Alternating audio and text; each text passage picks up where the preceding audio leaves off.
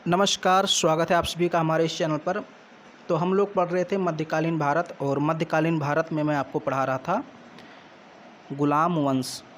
तो चलिए अब हम लोग आगे पढ़ते हैं, और ये गुलाम वंश का लास्ट वीडियो होगा। 1265 से 1266 ईस्वी तक बलबन दिल्ली की सल्तनत पर गुलाम वंश का सुल्तान बना रहता है। और मैंने आपको कल बताया था कि नासिरुद्दीन महमूद की मृत्यु 1265 ईस्वी में हो जाती है, और उसी के बाद शासक कौन बन जाता है? बलबन। थोड़ा सा हम इसके बारे में जान लेते हैं। परिचय: गयासुद्दीन बलबन जाति से इलबरी तुर्क था। उसका पिता उच्च श्रेणी का सरदार था। बाल्यकाल में ही मंगोलों ने उसे पकड़कर बगदाद के बाजार में दास के रूप में बेच दिया था। सुल्तान इल्तुतमिश ने उस पर दया करके उसे खरीद लिया। बलबन को खरीदा किसने था? इल्तुतमिश ने। उसमें क्या होता था? दासों को बेचा खरीदा जाता था। वो प्रक्रिया उस समय चालू थी, अब नहीं है। तो इल्तुतमिश ने इसको दास के रूप में खरीदा था। स्वामी भक्ति और सेवा भाव के फलस्वरूप वह निरंतर उन्नति करता गया, यहाँ तक कि सुल्तान ने उसे चहलगान के दल में शामिल भी कर दिया। इल्तुतमिश ने जो तुर्कान ने चहलगानी बनवाई थी, 40 अमीरों का एक दल था, उसमें बलबन को शामिल कर दिया था। किसने? इल्तुतमिश ने। अब यहाँ पर कुछ उपाधियाँ हैं जो इसको दी गई, वो थोड़ा सा जान लीजिए, बहुत इम्पोर्टेंट है। किसके शासनकाल में बलबन को कौन सी उपाधि दी गई?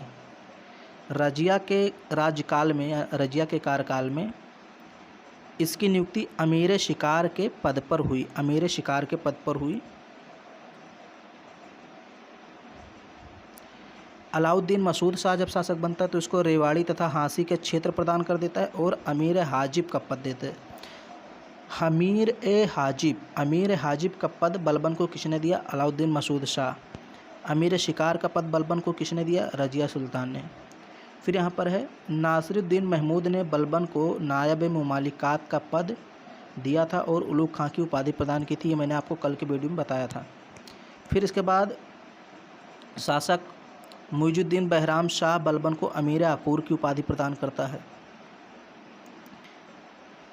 ये सारी उपाधियाँ हो गई जो आप याद रखिए कि अमीर अकूर की उपाधि बहराम शाह ने बलबन को दी। नायब मुमालिकात की उपाधि नसरुद्दीन महमूद ने बलबन को दी। रजिया सुल्तान ने कौन सी उपाधि दी? अमीर शिकार। अमीर हाजिब अलाउद्दीन मसूद शाह ने दी। सारी चीज़ें जानिए। अब बात करते हैं, बलबन जब शासक बना तो उसके सामने कुछ समस्याएं थी, और बलबन ने उसका कैसे समाधान किया उसकी हम लोग बात करते हैं।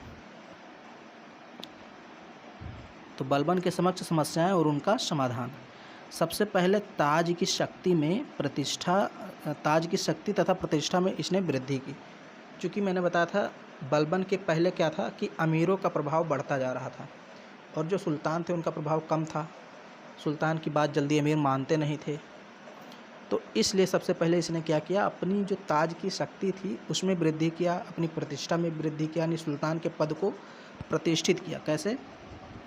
बलबन राजत्व के संबंध में दैवीय अधिकारों पर बल देता था। उसने सिजदा यानी दंडवत, झुककर प्रणाम करना, और पैबोस यानी कदम चूमने का नियम लागू किया।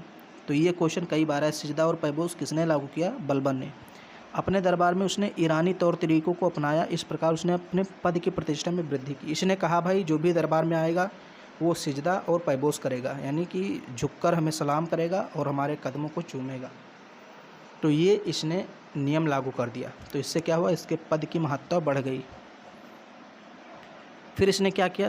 तुर्कान ने चहलगानी की समाप्ति कर दी। ये किसके शासनकाल में बना था? इल्तुतमिश के शासनकाल में। और कब बना था? मतलब इल्तुतमिश के शासनकाल में बना था। इसमें 40 अमीर होते थे। तो ये 40 अमीर कौन थे?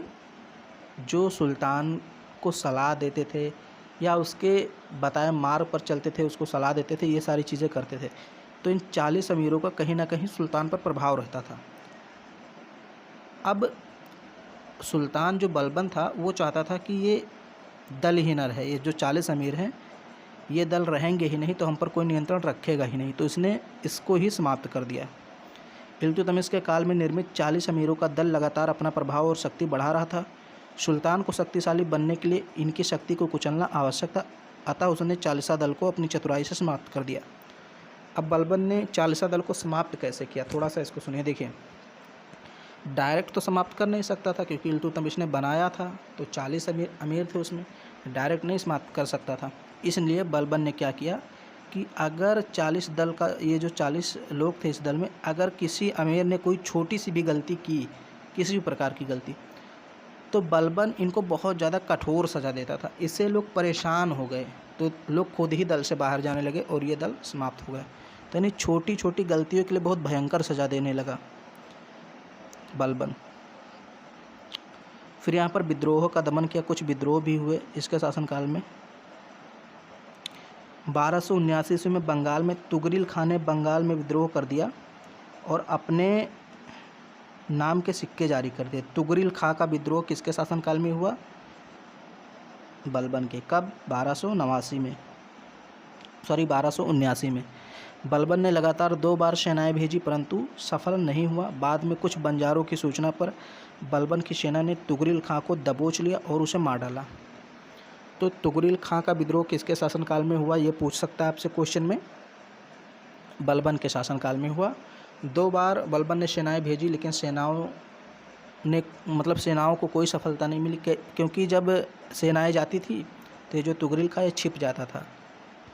लेकिन एक बार हुआ क्या, कुछ बंजारे थे, उन्होंने बता दिया कि ये कहाँ छिपा हुआ है और बलबन की सेना वहीं पर जाती, उसको दबोच के और वहीं पर उसका खात्मा कर देती है। उलेमाओं को राजनीति से अलग करना। अब राजनीति में उलेमाओं का प्रभाव रहता था, बहुत ज़्यादा हस्तक्षेप करते थे, तो बलबन ने इनको भी अलग कर दिया।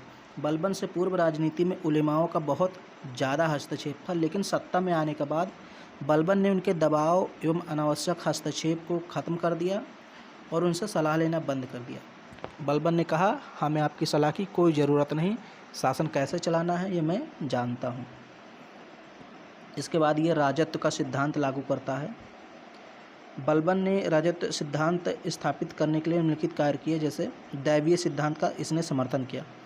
इसके अंतर्गत बलबन ने राजा के दैवीय अधिकार का समर्थन किया। बलबन ने जिल्ले इलाही की उपाधि धारण की। जिल्ले इलाही मतलब ईश्वर की छाया। तो एक क्वेश्चन पूछा गया कि जिल्ले इलाही की उपाधि किस सल्तनत कालीन सुल्तान ने धारण की, तो बलबन ने। जिल्ले इलाही ईश्वर की छाया, इसका मतलब ये था, ये मानता था कि ईश्वर ने हमको भेजा है पृथ्वी पर कि जाओ सब पर शासन करो और मैं ईश्वर की परछाई हूँ। ऐसा कौन मानता था? बलबन। और ये अपने आप को शाही वंशज होने का दावा भी करता था। कहता था कि हम दास नहीं हैं, हम शाही वंशज के हैं, ये कहता था। बलबन ने अपने को फिरदौसी की शहनामा में वर्णित अफरासियाब वंशज का बताया। इसने कहा, मैं अफरासियाब वंशज का हूँ, मैं कोई दास नहीं हूँ, यानी कि उसने अपनी कुलीनता पर विशेष बल दिया। उसने ईरानी त्यौहार नवरोज को मनाना प्रारंभ किया। तो ये क्वेश्चन आपसे पूछा जा सकता है और कई बार पूछा भी गया है। ईरानी त्यौहार नवरोज को मनाना किसने शुरू किया? तो बलबन ने। इसके बाद क्या करता है? मजबूत सेना का संगठन भी करता है। बलबन ने एक मजबूत सेना का संगठन किया। उसने सैनिकों की शक्ति में वृद्धि की तथा उनका वेतन बढ़ा दिया। बलबन ने दीवाने आरिज नामक एक नए सैन्य विभाग का गठन किया और इमादुल मुल्क को इसका प्रमुख बनाया। अब ये क्वेश्चन पूछा जा सकता है आपसे, ये जो पद हैं, पद जितने भी पद का नाम लूँ समझ लीजिए वो क्वेश्चन इम्पॉर्टेंट है। तो बलबन ने कौन सा नया पद बनाया? दीवाने आरिज, दीवान ए आरिज। और ये कैसा संगठन था? ये सैन्य विभाग से संबंधित संगठन था। इसके बाद एक गुप्तचर विभाग की भी स्थापना करता है। गुप्तचर विभाग का गठन बलबन ने किया था। यह विभाग बलबन के शासनकाल की सफलता का मुख्य आधार था। इसकी स्थापना सामंतों की गतिविधियों की निगरानी के लिए की गई थी। गुप्तचर अधिकारी को बरीद कहा जाता था तथा बरीद मुमालिक गुप्तचर विभाग का मुख्य अधिकारी होता था। अब इसको समझ लीजिए। देखिए, चूँकि राज्य में लगातार षड्यंत्र हो रहे थे, अमीर सामंत ये सब षड्यंत्र करके शासकों को हटा देते थे और दूसरे शासक को गद्दी पर बैठा देते थे, तो बलबन ने इन सभी का दमन करने के लिए गुप्तचर नियुक्त कर दिए। ये चुपके से जाते थे और खबर लाके सुल्तान के कान में बता देते थे कि हाँ सुल्तान जी, आपके खिलाफ़ यहाँ पर षड्यंत्र कर रहे हैं ये अमीर, बलबन क्या करता था, उन सारे अमीरों को बहुत भयंकर सज़ा देता था। तो गुप्तचर विभाग का संगठन। फिर यहाँ पर है कठोर न्याय व्यवस्था। मैंने आपको बताया ही कि छोटी सी गलती पर बहुत बड़ी सज़ा देता था। बलबन की न्याय व्यवस्था कठोर थी, गैर पक्षपातपूर्ण थी। गैर पक्षपातपूर्ण मतलब कोई पक्षपात नहीं करता था, चाहे इसके घर का कोई व्यक्ति हो, कोई रिश्तेदार हो, सबके साथ एक समान व्यवहार करता था। अपराधियों को वह बर्बरतापूर्वक दंड देता था, यहाँ तक कि अपने रिश्तेदारों और परिवारों को भी दंड देता था। ओके। और यहाँ पर एक क्वेश्चन और है, बलबन ने लौह एवं रक्त की नीति अपनाई। ये भी क्वेश्चन आपसे पूछा जा सकता है, कई बार पूछा गया है। अब बात करते हैं बलबन के उत्तराधिकारी की। अब देखिए यहाँ पर 1286 ईस्वी में बलबन की मृत्यु हो गई और मृत्यु के 3 वर्षों के अंदर ही बलबन द्वारा स्थापित सभी व्यवस्थाएं और सुल्तान की जो पद की प्रतिष्ठा थी वो सब नष्ट हो गई।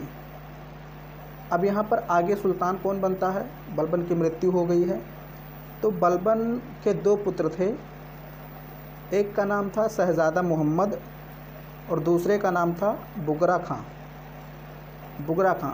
अब देखिए यहाँ पर शहज़ादा मोहम्मद की मंगोल आक्रमण के दौरान मृत्यु हो गई थी, तो एक बेटा तो इसका चला गया।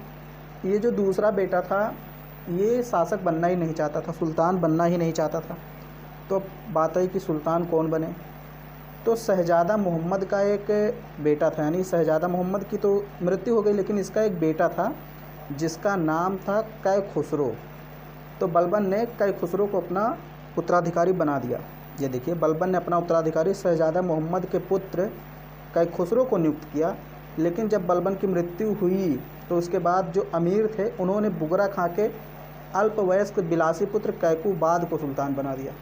देखिए बलबन ने शहज़ादा मोहम्मद के पुत्र को उत्तराधिकारी बनाया था, लेकिन जब बलबन की मृत्यु हुई तो अमीरों ने बुगरा खां के पुत्र कैकूबाद को सुल्तान बना दिया और कै खुसरो की हत्या करवा दी गई। कैकूबाद को एक तुर्क मलिक फ़िरोज़ खिलजी ने यमुना में फेंकवा दिया और 3 महीने तक उसके पुत्र शमसुद्दीन क्यूमर्स को संरक्षण के रूप में कार्य किया। अब हुआ क्या, सुल्तान कौन बन गया, कैकूबाद। लेकिन कैकूबाद को कहा जाता है लकवा मार गया, तो ये बहुत शासन सही से नहीं कर पाता था। तो एक तुर्क मलिक फ़िरोज़ खिलजी बहुत ज़्यादा ताकतवर हो गया और उसने कैकूबाद को यमुना नदी में फेंकवा दिया। और कैकूबाद का एक अल्पवयस्क पुत्र था 3 महीने का, एक अल्पवयस्क पुत्र था, 3 महीने का नहीं था, मैं गलत बोल गया, छोटा सा पुत्र था जिसका नाम था क्यूमर्स, शमसुद्दीन क्यूमर्स। ये कैकूबाद का पुत्र था। इसको शासक बना दिया किसने, फ़िरोज़ खिलजी ने, और इसका संरक्षण खुद बन गया, इसका संरक्षक बन गया और शासन करने लगा। अब ये छोटा सा बालक था तो शासन कौन कर रहा था, मलिक फ़िरोज़ खिलजी कर रहा था। होता क्या है, जून 1290 ईस्वी में मलिक फ़िरोज़ शाह खिलजी ने शमसुद्दीन क्यूमर्स की भी हत्या करवा दी और सुल्तान खुद बन गया। अब ये जब सुल्तान बन गया तो इसने गुलाम वंश की समाप्ति कर दी और एक नए वंश खिलजी वंश की स्थापना की। तो इस प्रकार आपका जो गुलाम वंश था ये पूरा कंप्लीट हो गया और यहाँ पर खिलजी वंश की स्थापना 1290 ईस्वी में हो जाती। तो आगे हम लोग को पढ़ना है खिलजी वंश, जिसका संस्थापक रहता कौन है, मलिक फ़िरोज़ खिलजी, फ़िरोज़ शाह खिलजी जिसको हम बोलते हैं।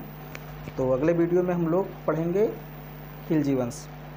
अगर वीडियो आपको पसंद आया तो इसको लाइक कर दीजिए, शेयर कर दीजिए। चैनल पर पहली बार आए हैं, चैनल को सब्सक्राइब जरूर कीजिए।